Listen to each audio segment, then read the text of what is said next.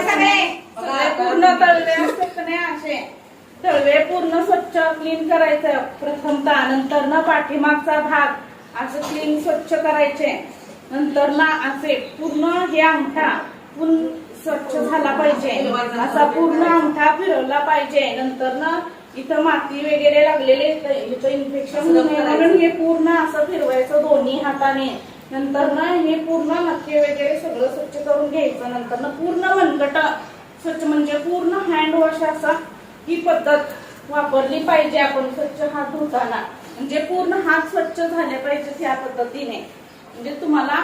म्हणजे कोणता आजार होणार नाही, इन्फेक्शन म्हणजे राहणार नाही हातामध्ये, कारण तुम्ही बाहेर खेळायला जाता त्यावेळेला खेळताना तुम्ही कुठं तर पडता, जखमा होतात, हाताला लागतं, त्यामुळं हात स्वच्छ दूषित झालेले असतात, त्यामुळं या पद्धतीने जर तुम्ही हात स्वच्छ केले तर तुमचं